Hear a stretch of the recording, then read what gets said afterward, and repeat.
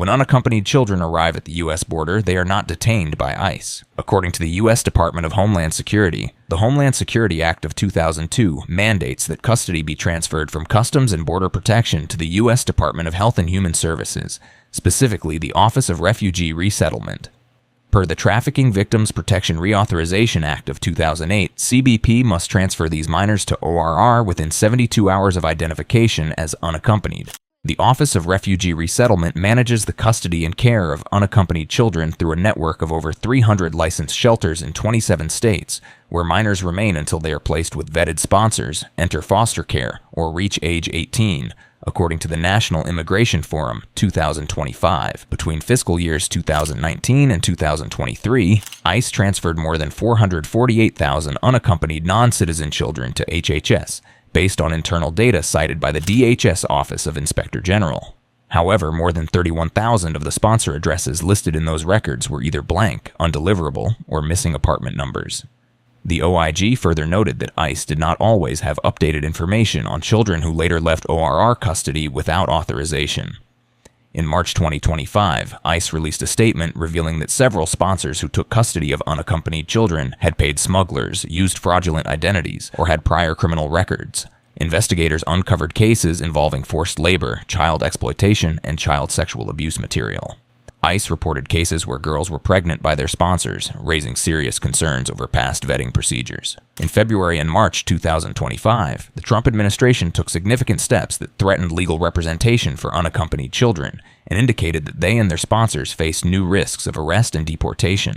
According to a February 2025 memo obtained by Reuters, the Trump administration ordered ICE to begin tracking and removing unaccompanied migrant minors who entered without a guardian.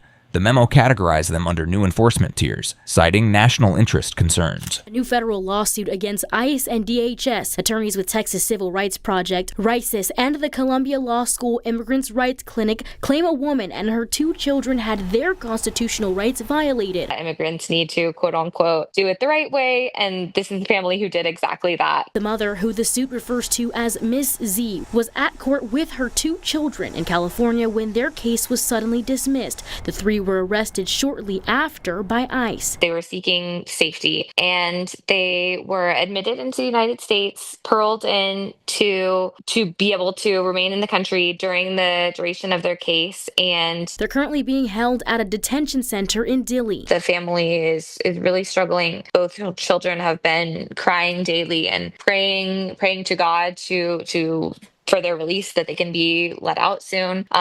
They've both lost their appetite. They're not eating well. We've also learned the youngest of the 2 children is diagnosed with leukemia. The 6-year-old boy has already missed treatments. ICE arrests have sometimes resulted in U.S. citizen children being deported with their non-citizen parents. These departures occur at the parents' request. This is mostly due to lack of suitable alternative guardians. However, legal experts from the American Immigration Council caution that such decisions are often made under duress. Across the U.S., children are being detained, left behind, or forced into courtrooms alone. According to The Independent, unaccompanied migrant children as young as 4 are being forced to attend deportation hearings alone. Many of them have to appear in court without the presence of an attorney. I never thought it was going to happen, especially to my family. The agents were executing a sealed warrant for the arrest of their father, Arnoldo Robles, on one charge of being a deported alien in the U.S. It was scary, imagining just opening the door and getting received by like 20 lasers pointed at you and all these rifles. Their neighbor Ada Rocha watched it all unfold and says the firepower didn't match the threat. I know you guys are doing your job, like we all have a job, but there's ways of doing it. Why the necessary of breaking windows? Of bringing 30-plus armed people. They ultimately led Robles, his wife Angelica Ortega, and their 2 teenagers out of the home in handcuffs. My cuffs were tied to the mags, and I was telling them if they can loosen them, and they're just foul language, like saying, "Oh, stop being a you can handle this." Exact numbers for minors in ICE-run or ICE-contracted detention facilities remain unclear. However, by mid-2025, ICE was holding approximately 59,000 people in custody, operating above capacity and up nearly 50% from 2024 levels, according to internal data obtained by CBS News. Stephen Miller, the Deputy Chief of Policy and Homeland Security Advisor, says the agency has moved toward a minimum daily target of 3,000 arrests, expanding enforcement into homes, courthouses, and even schools. Well, Under President Trump's leadership, we are looking to set a goal of a minimum of 3,000 arrests for ICE every day, and President Trump is going to keep pushing to get that number up higher each and every single day so we can get all of the Biden illegals that were flooded into our country for 4 years out of our country. With a controversial 3,000 daily arrest quota imposed on the agency, ICE officers are now targeting individuals who were previously not prioritized, including minors. A young boy attempts to calm his mother as they both get taken into custody by ICE in San Antonio after a routine immigration check-in.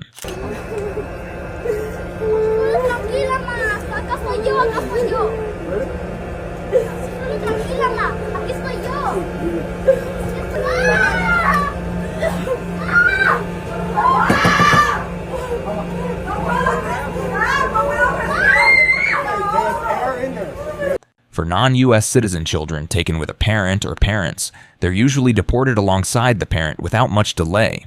Immigration authorities treat the family as a single removal unit. But when the child is a U.S. citizen, things often get complicated. Legally, U.S. citizen children can't be deported. But in reality, if a parent is getting deported and doesn't want to leave their child behind, they may take them along, especially when there is no legal guardian to take custody of the child in the U.S. Mother and her 4 U.S. citizen children from my district have been in an inhumane situation. Congresswoman Maxine Dexter calling out U.S. Customs and Border Protection outside a facility in the small city of Ferndale, Washington. She's been denied access to counsel.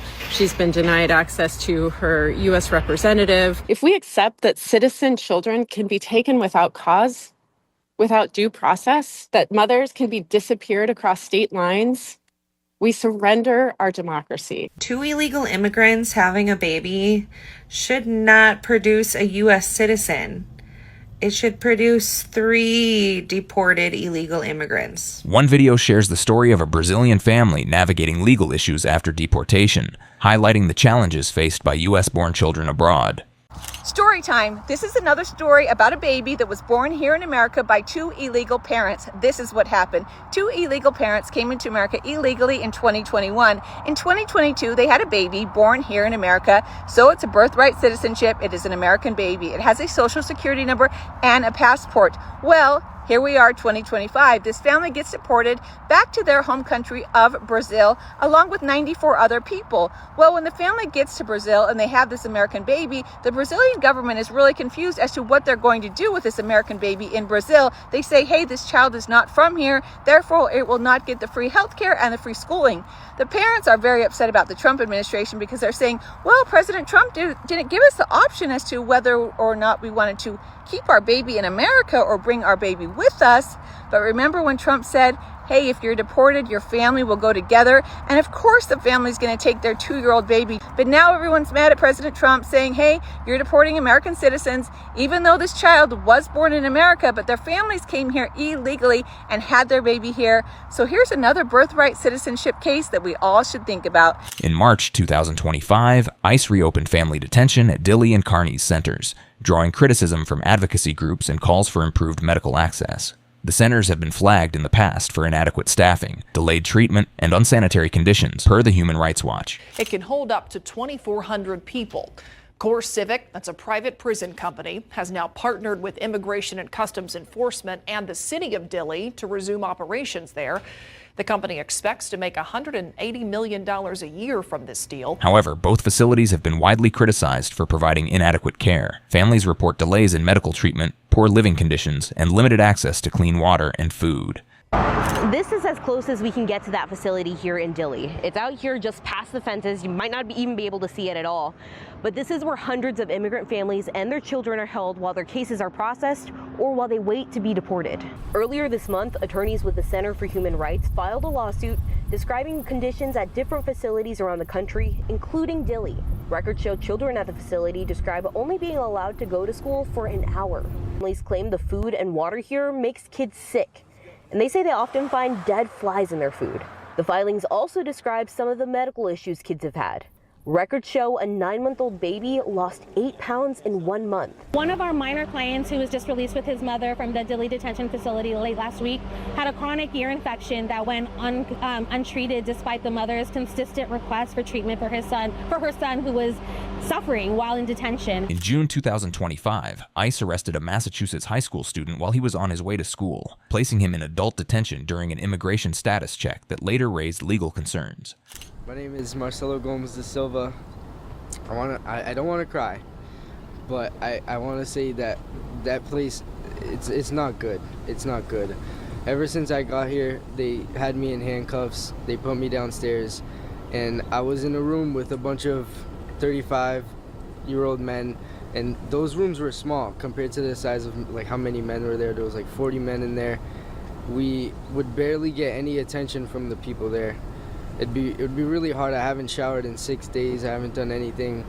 The only thing I could do is thank God every day, because that's all I would do. I would pray there. I would talk about the Bible to them. In a widely shared Facebook reel posted in 2025, a woman claims ICE agents conducted enforcement actions at foster homes, targeting minors under state custody.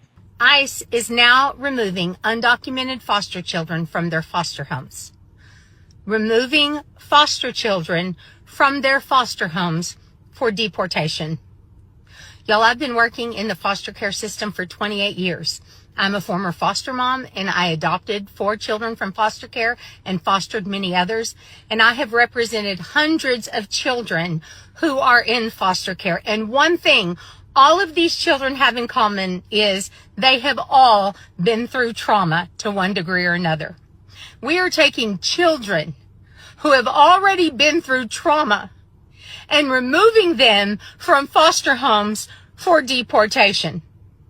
There will be a reckoning for this in this life or the next.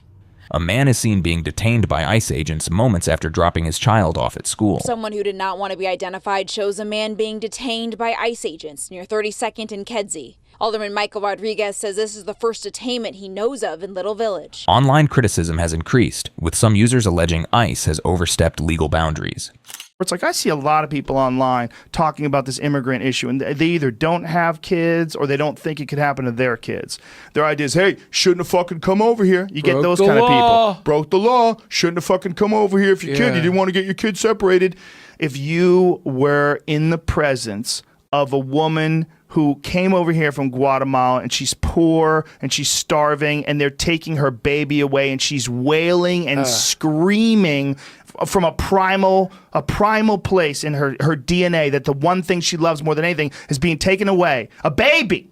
Yeah. If that doesn't freak you the fuck out, you're not a part of the team, man. You're missing it. You're missing it. What are we here for? We're here for 100 years of whatever. That's what we're here for. If you want to spend 100 years saying, hey, she shouldn't have fucking broke the law, I don't want you on the team. You're an asshole. In a widely shared post, immigration advocate Ruben Garcia reported that ICE has begun raiding foster homes and women's shelters, which have not traditionally been subject to ICE enforcement. Oh, kids.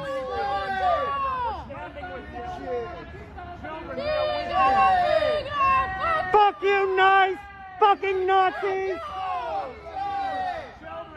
In April 2025, several school districts reported Homeland Security agents attempted to enter campuses under the pretense of conducting welfare checks, but were denied entry by staff who requested warrants.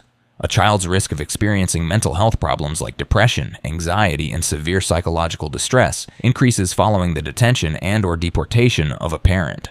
17-year-old Nori Santoy Ramos, an honors student and track star at Miguel Contreras High School, was deported with her mother to Guatemala on July 4th. Nori and her mother came to the U.S. 10 years ago as asylum seekers. Nori was just 6 years old. She spoke to us on the phone from Guatemala. I feel really sad because I was hoping to graduate with my friends and be there with them doing track and field. It's really I didn't expect this. Nori says she and her mother were detained at their immigration appointment. And I was scared because I didn't know where they were gonna take us. They were taken to Texas and then flown to Guatemala. You know, I've seen the same damn thing happen after a husband beats a wife and the cops take the husband to jail and vice versa. Don't be a criminal and your kids won't scream.